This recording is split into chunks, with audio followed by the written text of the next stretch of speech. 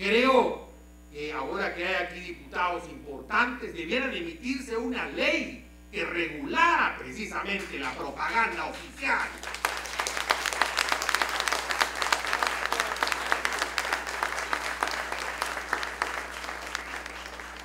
Una cuarta amenaza, la censura. Pero no es la censura al estilo de dictadores de antaño, o la censura como la que llevó a cabo el aprendiz de dictador Jorge Serrano. No, ahora hay otras formas de censura a las cuales se refería casualmente Edgar Marroquín.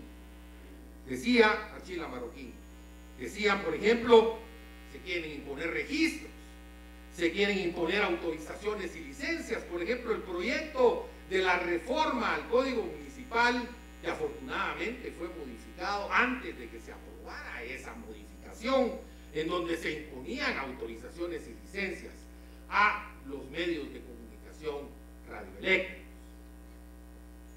Hay también en el Congreso de la República iniciativas para revivir el delito de desacato. Ese delito de desacato que la Cámara Guatemalteca de Periodismo, con valentía y coraje, logró su abolición en el año 2006 a través de una impugnación ante la Corte de Constitucionalidad. ¿Qué penalizaba ese delito de desacato? Pues las ofensas y las faltas de respeto a los funcionarios y a las autoridades públicas. Esto es incompatible con lo que establece el artículo 35 de la Constitución, que dice que no hay falta ni delito por imputaciones, señalamientos o publicaciones en contra de funcionarios y empleados públicos.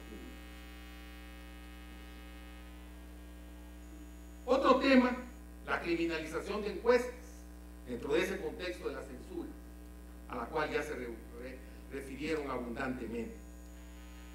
También la revelación de fuentes de información, que es una de las 4 formas de libertad de expresión de ideas. Obligar a los comunicadores, a los periodistas a revelar sus fuentes de información a través de, por ejemplo, citaciones que se les hacen al Ministerio Público.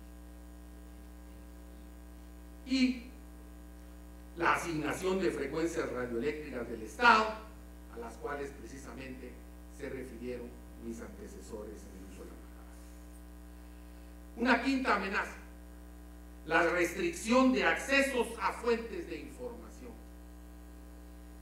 El secreto de Estado brilla por su presencia en este país, a pesar de que se ha dicho de que se debe haber transparencia, de que se debe evitar la confidencialidad.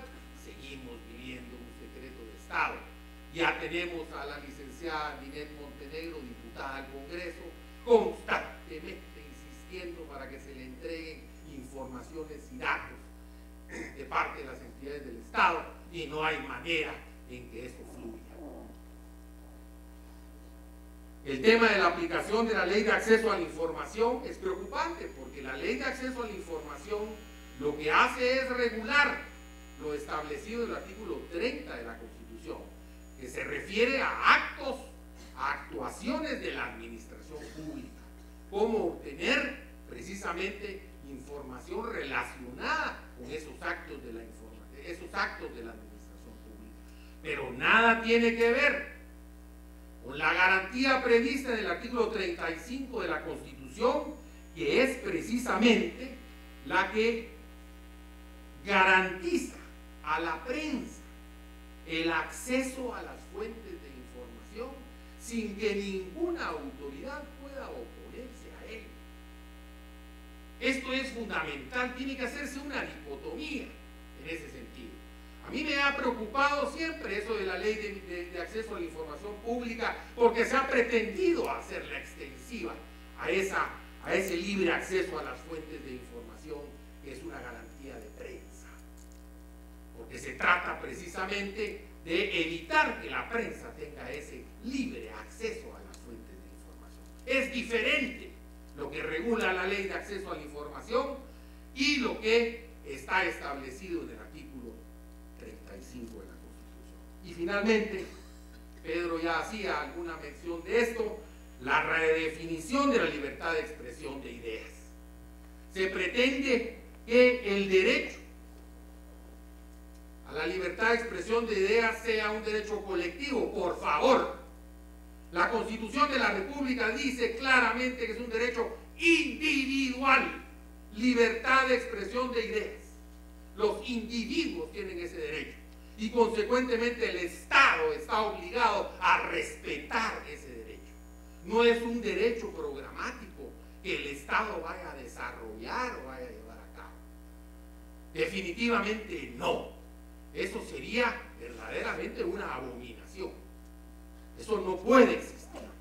Lo que debe respetarse es ese derecho, esa libertad de expresión de ideas consagrada en la Constitución de la República como un derecho individual de los ciudadanos, que es una esfera intangible de libertad en la cual el Estado no puede penetrar jamás, porque estaría violando precisamente esa libertad esencial. Finalmente, quiero terminar diciendo que, un poco las palabras del principio, coartar la libertad de expresión de ideas sería el principio de la restricción de las libertades fundamentales en este país. Hay que defender la libertad de expresión de ideas con todos los medios, con todos los sacrificios, porque la libertad de expresión de ideas es la sangre de la democracia, es el flujo de la democracia, y consecuentemente, si perdemos esa libertad, pues habremos perdido lo más importante, nuestra libertad personal, nuestra libertad individual. Muchas gracias.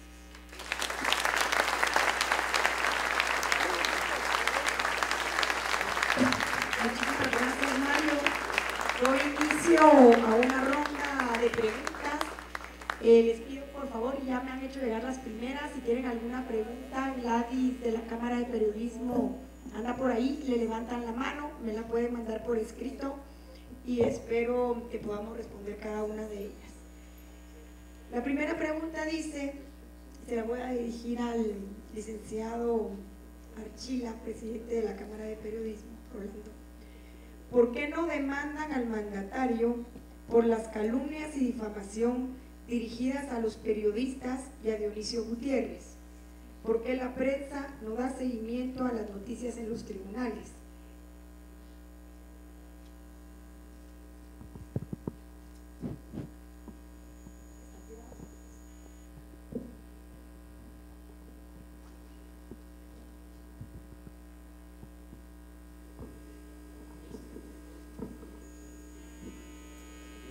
Perdón, realmente yo pienso que debemos dar el ejemplo. El presidente también tiene derecho a la libertad de expresión. Nosotros no vamos a demandarlo jamás por sus opiniones, aunque estén equivocadas. Gracias. La siguiente va dirigida para Pedro Trujillo. Hoy en su programa Despacho Presidencial, el presidente Colom dijo: el comunicado publicado del gobierno fue una táctica que sí funcionó para no seguir la confrontación y que la confrontación sí funciona. ¿Cuál es su opinión, licenciado Trujillo? Bueno, hay que recordar que la primera persona que aquí habló de confrontación y de confabulación, y no ahora, sino desde hace un año, fue el presidente o fueron las instancias de gobierno. Los que nos dedicamos a escribir, hablo en lo personal, pero creo que puede ser un sentir general, que alguien me puede corregir, exclusivamente lo hacemos con aquellas ideas que pensamos como ciudadanos que en ese momento son las mejores. El tema es que la confrontación no viene de abajo. Yo no conozco a ningún articulista que haya dicho que el gobierno conspira, ni que haya dicho que el presidente confabula. Ese tipo de acusaciones siempre han venido de arriba hacia abajo. Evidentemente el presidente ha dado un giro hoy ante lo que yo creo que ha sido una torpeza en el comunicado tanto del gobierno como del partido político, que el propio vicepresidente se lo hizo notar, desmarcándose de esa línea de actuación, y bueno, quiere